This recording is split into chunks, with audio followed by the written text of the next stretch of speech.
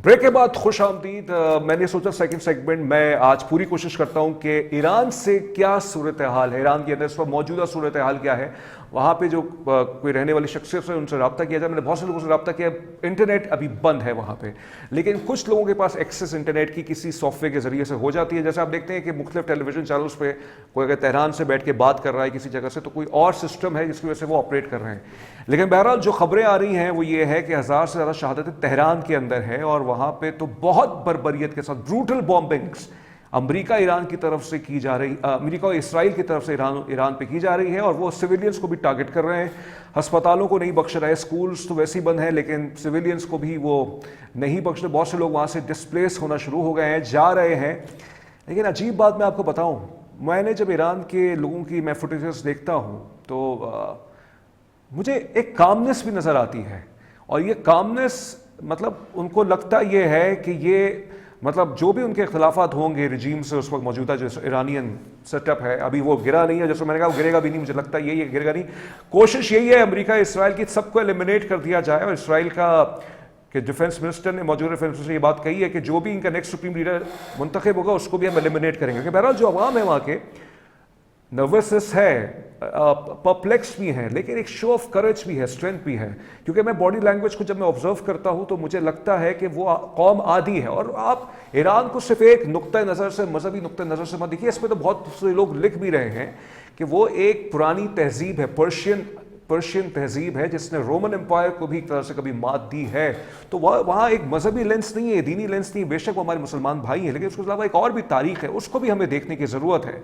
साथ साथ ईरान जिस तरह से रिटेलिएट कर रहा है, given the fact that this country is seized from everywhere and has been squeezed and has been left to fight alone. और ये जो आइसोलेशन है बहुत से हवालों से ईरान की बहुत सी कमजोरियां भी अयां करती है, मगर फिर भी जो उनके फौज है, IRGC कमांडर्स हैं, वो जिस तरह से जवाब दे रहे हैं, जैसे मैंने कहा अगर वहाँ से ज़्यादा जवाब आ रहा है, वहाँ से मार अगर आ रही है तो इनकी तरफ से मुक्का भी आ रहा है, और उस मुक्के से फ़र्क पड़ रहा है इसराइल को, इस मुक्के से फ़र्क पड़ रहा है अमेरिका को। लेकिन जब थोड़ी सी फ्रस्ट्रेशन ज़्यादा बढ़ती है तो सिविलियंस को टारगेट किया जाता है। तो आज हमने ज़हमत दी है यूशे ज़फ़र हयाती साहब को, ये आलिम दीन भी हैं, लेकिन इनको मैंने आज ज़हमत दी है तज़कियाकार के तौर पर, सहाफ़ी के तौर पे, और ये क़ुम मुक़द्दस में इस वक्त मौजूद हैं। और मैं जैसे मैंने कहा था कि क़ुम रात में जहाँ पे ये सुप्रीम लीडर का इंतखाब होना है, उस बिल्डिंग पर हमला हुआ है। इत्तला दिए हैं कि कोई इतनी कैजुअल्टीज़ नहीं हुई है। बहुत शुक्रिया आपका यूशे ज़फ़र हयाती साहब। क्या है मौजूदा सूरत हाल क़ुम की?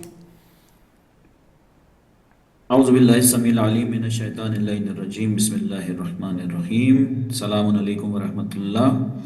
जी, इस वक्त कुम के हालात नॉर्मल हैं, और कल रात को, जो कल शाम में, बल्कि मगरिब से पहले एक हमला हुआ मजलिस ख़ुबरगान रहबरी का इंतखाब करने वाली जो कौंसल है ईरान की, उससे मंसूब एक बिल्डिंग है कुम में, उस पर हमला हुआ। हमले के नतीजे में जो आस पास की बिल्डिंग्स हैं, सराउंडिंग्स की जो बिल्डिंग्स हैं, उनको भी नुकसान पहुंचा। और लेकिन खुशकिस्मती से उस वक्त बिल्डिंग में कुछ मुहाफ़िज़ों और इंतज़ामी उमूर के अफराद के अलावा, 2-4 अफराद के अलावा वहाँ पर लोग मौजूद नहीं थे, अल्हम्दुलिल्लाह। और उसके बाद जो मीडिया ने प्रोपेगेंडा किया कि मजलिस ख़ुबरगान रहबरी के तमाम अफराद को हमले में शहीद कर दिया गया, ऐसी कोई ख़बर नहीं थी। इस वक्त सब कुछ नॉर्मल है, और जिस तरह हुकूमत ने और इस्लामी निज़ाम ने ऐलान किया है, और ख़ुद अवाम अपनी मर्ज़ी से और अपने मुल्क को और अपने इस निज़ाम को बचाने के लिए सड़कों पर मौजूद हैं। सुबह से शाम तक रैलियां हो रही हैं, सुबह से शाम तक यहाँ पर जुलूस हैं, मजालिस का एहतमाम किया जा रहा है, ताज़ियती जलसों का एहतमाम किया जा रहा है। तो एक गहमा गहमी है। बहरहाल एक ऐसा मुल्क है जिसके ऊपर एक बार फिर जंग मुसल्लत की गई है, लेकिन इस उम्मीद के साथ की गई थी कि 2-4 दिन में ईरानी निज़ाम का ख़ात्मा कर दिया जाएगा। लेकिन यहाँ की आवाम ने अपने शऊर के ज़रिए, अपनी बसीरत के ज़रिए, सही। लेकिन ये तो ईमान आपने और मुझे यूसुफ साहब, ये तो आपने जो कुम की सूरत हाल बताई, लेकिन जो मैं तेहरान की फुटेजेस देख रहा हूँ वहाँ तो बहुत बुरी सूरत हाल है। یقیناً کسی بھی ملک کے جب جنگ ہوتی ہے تو کسی بھی ملک کے دارالحکومت کو ٹارگٹ کیا جاتا ہے. سلطنتوں کا بھی یہی حال رہا ہے. بڑی بڑی سلطنتیں جو تاریخ میں تھیں وہاں پر بھی اس کے دارالحکومت کو ٹارگٹ کیا جاتا تھا، کیونکہ مرکزی حکومت اگر سقوط کرے گی تو پھر شہر آہستہ آہستہ خود ہی سقوط کر جائیں گے. یہ ایک جنگی ٹیکٹک ہوتی ہے، اسی لیے تہران میں ہمیں زیادہ حملے نظر آ رہے ہیں. لیکن تہران کے علاوہ دوسرے شہروں میں بھی حملے ہیں جو ہو رہے ہیں. اور اس وقت ظاہر ہے جنگ کی کیفیت ہے تو یہ چیزیں تو آپ کو نظر آئیں گی. لیکن میڈیا بہت ساری چیزوں کو بہت بڑا چڑھا کے پیش کر رہا ہے. مثلاً سعودی عرب پہ جو حملہ ہوا وہ ایک سازش تھی. ایران نے اس کو بہت تیزی سے بہت سرعت کے ساتھ اس کو کنڈم کیا کہ ہماری طرف سے ایسا کوئی حملہ آرامکو پہ نہیں ہوا ہے. اور بعد میں یہ بات پتہ بھی چلی کہ ایران نے سعودی عرب پہ کوئی حملہ نہیں کیا. وجہ صرف یہ تھی کہ امت مسلمہ کو آپس میں لڑا کر ایران کے آس پاس جتنے اسلامی ممالک ہیں ان کو ایران کے خلاف کیا جائے کہ ایران نے حرمین شریفین پہ حملہ کر دیا. تو میڈیا وار ہے سر. میڈیا وار میں تو آپ کو پتہ ہے کیا کیا ہو جاتا ہے. ابھی تو پاکستانی میڈیا یہ بتائیے گا یوسف صاحب، کتنی لمبی آپ دیکھ رہے ہیں یہ جنگ چلتے ہوئے، اور کیا طولانی جنگ ایران کو فائدہ دے گی یا نقصان دے گی؟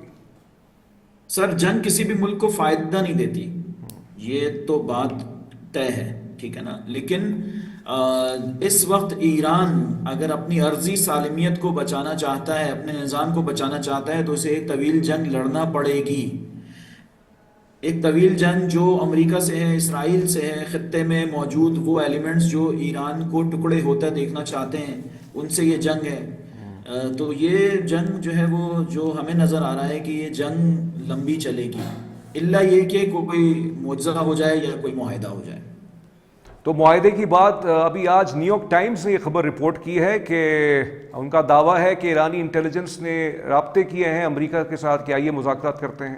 ایسا کچھ بھی نہیں ہے، ایسا کچھ بھی نہیں ہے. جواد لاریجانی صاحب نے اس کو کنڈم کیا ہے. جواد لاریجانی صاحب نے اپنے ٹویٹ کے ذریعے، آپ نے اگر وہ ٹویٹ پڑھا ہو، نہیں تو میں شیئر کر دوں گا، جی اس میں آج ہی انہوں نے سختی سے اس امریکہ سے تمام تر مذاکرات کے امکانات کو رد کر دیا ہے کہ امریکہ سے کوئی مذاکرات نہیں ہوں گے. امریکہ سے کوئی اور مذاکرات نہیں ہوں گے. اور دوسرے ایران کے رہبر معظم یا سپریم لیڈر کون بن سکتے ہیں؟ اطلاعات مجتبیٰ خامنئی صاحب کا نام آ رہا ہے جو کہ خامنئی صاحب کے بیٹے ہیں. کیا وہی ہونے جا رہے ہیں یا یہ بھی ایک میڈیا کی اسپیکولیشن ہے؟ اچھا دیکھیں، یہ میں آپ کی میڈیا کے توسط سے دو تین ایشوز ہیں. ایک تو سب سے پہلے یہ مجلس خبرگان رہبری کے لیے بہت زیادہ باتیں کی جا رہی ہیں کہ لوگ شہید ہو گئے، کوئی باقی نہیں بچا. یا دوسری طرف بعض ہمارے جو تجزیہ کار ہیں وہ بھی بڑھ چڑھ کے اس میں حصہ لے رہے ہیں کہ مجلس خبرگان رہبری جب امام خمینی رضوان اللہ تعالیٰ علیہ کے زمانے میں بنی تھی تو اس زمانے میں جو افراد تھے 30-40 سال 50 سال ان کی عمریں تھیں. اب اس میں سے اکثریت یا تو اس دنیا سے چلی گئی ہے یا ان کی تعداد کم ہے اور فلاں فلاں فلاں فلاں اس طرح کر کے.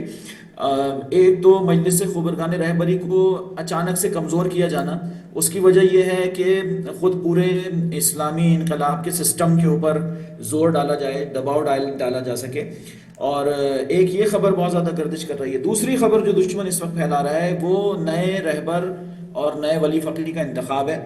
ایسا کچھ بھی نہیں ہے. جو اس وقت خود اس سپریم کونسل کے ایک جو یعنی خود مجلس خبرگان کی سپریم کونسل کے جو ایک رکن ہیں آیت اللہ کعبی، انہوں نے آج شام کو ایک بیان جاری کیا ہے اعلامیہ، جس میں انہوں نے سختی سے یہ تمام تر خبریں جو ہیں ان کو افواہیں قرار دیا ہے اور یہ کہا ہے کہ آپ ہمارا انتظار کریں، ہم خود اس کا اعلان کریں گے. اچھا، انتظار کریں، اعلان کریں گے. آج آخری سوال، آج خبر آئی تھی کہ آیت اللہ خامنئی کے حوالے سے جو ہے تدفین جو ہے آج ہو جائے گی اور جمعے کو جو ہے آج نماز جنازہ جائے گا، جمعے کو تدفین ہوگی. پھر یہ اطلاع دیا ہے کہ اس کو ملتوی کر دیا گیا. یہ خبر صحیح ہے؟ اوکے، بہت شکریہ آپ کا یوسف صفا حیاتی صاحب، آپ نے ہمیں وقت دیا. اور ایک سوال رہ گیا تھا لیکن وہ بھی مجھے کرنا تھا، بہت ضروری سوال تھا، لیکن ہم نے سوچا کہ ایران کے اندر سے جو اطلاعات ہیں وہ آپ کے سامنے لائی جائیں. انہوں نے کہا ہے کہ تہران میں بالکل بمباریاں ہو رہی ہیں کیونکہ وہ وہاں کا کیپٹل ہے، لیکن لوگ جو ہے نکل رہے ہیں باہر اور لوگ جو ہے اپنی رجیم اور اپنی حکومت مناسب لفظ ہے، نظام کے ساتھ کھڑے ہوئے ہیں. اور جیسے میں نے کہا تھا کہ رجیم چینج نہیں ہوا ہے، وہاں لیڈرشپ اساسینیٹ بھی ہو رہی ہے تو اور کوئی لیڈرشپ وہاں پہ کھڑی ہو رہی ہے. پروگرام کا اختتام آج ولادت ہے اس شخصیت کی، اس شب ہے اس ولادت اس شخصیت کی کہ جن کے بارے میں کہا جاتا ہے کہ انہوں نے امن کے ذریعے سے بہت کچھ اچیو کیا اور انہوں نے رسول اکرم صلی اللہ علیہ وسلم کی سیرت پر چلتے ہوئے امن کو ایک راستہ دیا، وہ ہے امام حسین علیہ السلام کے بڑے بھائی امام حسن مجتبیٰ علیہ السلام، مولا علی علیہ السلام اور شہزادی کونین بی بی فاطمہ الزہرا کے بیٹے اور رسول اکرم صلی اللہ علیہ وسلم کے بڑے نواسے امام حسن مجتبیٰ علیہ السلام کی ولادت عالم اسلام کو بہت بہت مبارک و غم ہے، بے شک بہت بڑا غم بھی ہے، لیکن یہ جو آل محمد کی خوشیاں ہوتی ہیں یہ بھی ہمیں ان غم کے اوپر جو ہے ایک سبق دیتی ہیں کہ غم پر خوشیوں کو بھی ساتھ لے کے چلا جائے، اور خاص طور پہ جو خوشیاں محمد و آل محمد کے ساتھ جو ہے وہ منسلک ہیں۔ پھر سے میں عالم اسلام کو امام حسن مجتبیٰ علیہ السلام کی ولادت بہت بہت اس کی مبارکباد پیش کرتا ہوں۔ تزمین جاوید کو خبر سے ترجیح تک سے اجازت دیجیے، اپنا بہت خیال رکھیے گا، اللہ حافظ۔